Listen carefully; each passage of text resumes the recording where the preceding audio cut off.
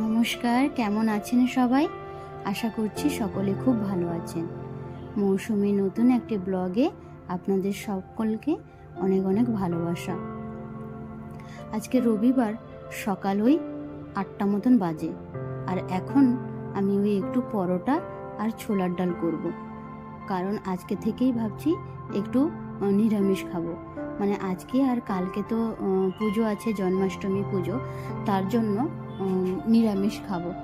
আর ওই আজকে একটু তাড়াহুড়োর মধ্যে তাড়াতাড়ি করে সকালবেলা ব্রেকফাস্টটা করে তারপরে একটু বাজারের দিকে যেতে হবে। কারণ ওই কালকের যে বাজারগুলো আছে ওইগুলো সব কিছু করে নিতে হবে। আর এতদিন ধরে তো সব ওই গ্রসারির আইটেমগুলো যেগুলো থাকে সেইগুলো কিছু কিছু করা হয়েছে। আর কালকে পুজোর জন্য যে খাওয়া দাওয়া ভোগের জন্য ওইগুলো একটু ওই সবজি বাজার করতে হবে আর কি, ওই জন্য যাওয়া হবে। তাই তাড়াতাড়ি করে একটু ওই পরোটা আর ডাল করে খাওয়া দাওয়া করে চলে যাব।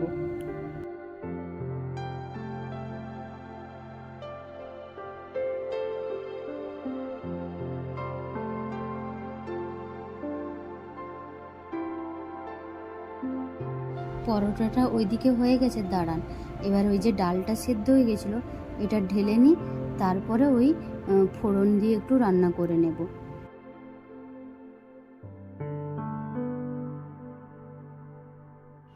কালো জিরে আর একটা শুকনো লঙ্কা দিয়ে ওই ডালটা ফোড়নে দিয়ে দিলাম।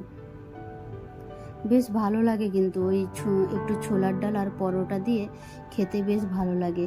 আর এই পরোটাটা একটু মিষ্টি মিষ্টি করে বানিয়েছি, চিনি দিয়ে, ওর খুব পছন্দ। তাই ওর মতন করে, আর ছুটির দিনে তো ওর মতন করেই একটু রান্না করার চেষ্টা করি।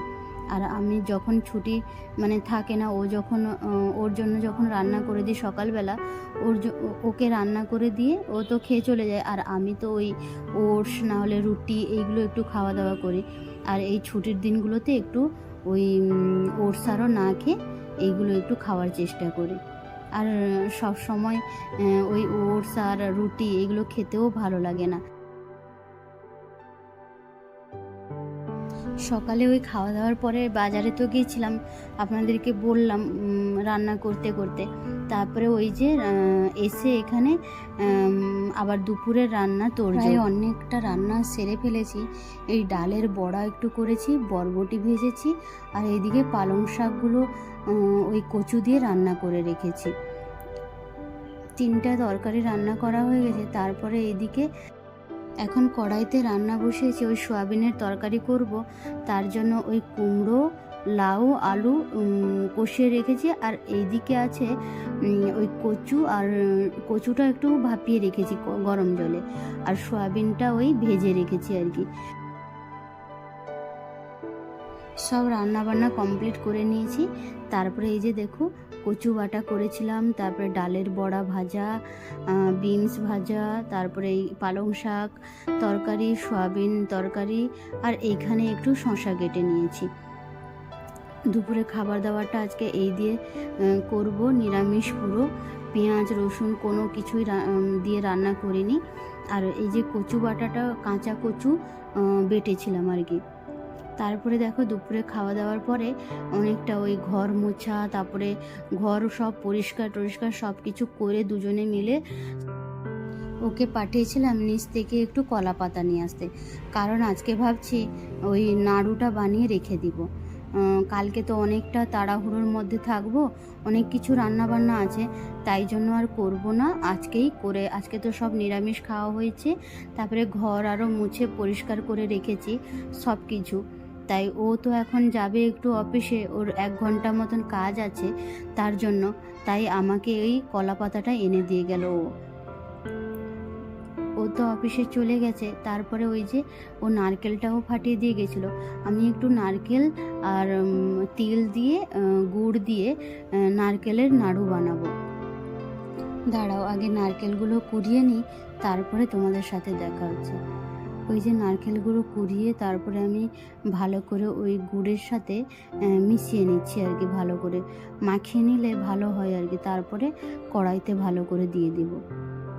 আর দেখছি অনেকটাই জল বেরোচ্ছে।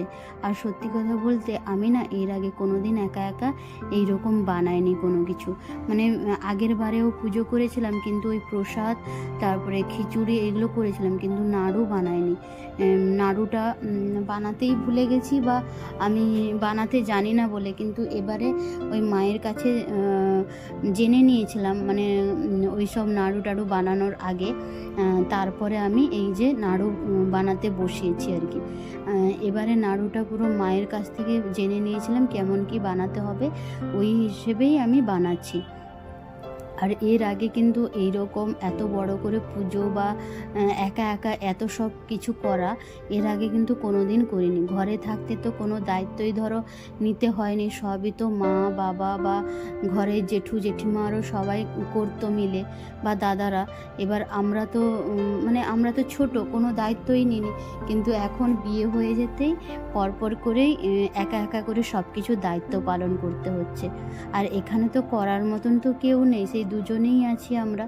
আর দুজনেই মিলেই আজকে কিন্তু অনেক কিছু কাজ করেছি, সব পরিষ্কার পরিচ্ছন্ন করে তারপরে এই যে নাড়ুটা বানাতে বসেছি। এই যে নাড়ুটা আমার পাকানো হয়ে গেছে, একটু ওই এলাচ দিয়েছি, তারপরে ওই নামানোর সময় তিলটা দিয়েছি আর কি, সাদা তিল। তারপরে এই যে গোল গোল করে এবার একটা নাড়ু বানিয়ে নেব। আর বেশ ভালো লাগছে জানো তো। ও যদি থাকতো বেশ ভালো হতো, কিন্তু দুজনে মিলে কাজগুলো করলে বেশ ভালো লাগে। ও চলে গেল অফিসে, তাই আমি ওকে ফোন করছিলাম যে কত দেরি হবে। ও দেখতো নাড়ুটা কেমন বানানো হচ্ছে। ও তো সত্যি কথা বলতে ও বাইরে অনেক দিন ছিল, এসব ঘরের কাজের সম্বন্ধে কোনো কিছুই ওর ধারণা নেই। ও দেখো নাড়ুটা কত সুন্দর হয়েছে, আর দেখতেও বেশ। আর জানি না খেতে কেমন হবে, ওই গুঁড়োর যে গুড়গুলো হয় ওইগুলো দিয়ে করেছি। দেখুন কি অপূর্ব লাগছে দৃশ্যটা। ওই যে এখন সূর্য অস্ত যাচ্ছে, তাই পাহাড়ের উপর দিয়ে ওই যে দৃশ্যটা দেখতে বেশ ভালো লাগছে। চলুন তাহলে আজকের মতন ভিডিওটা এখানেই শেষ করছি।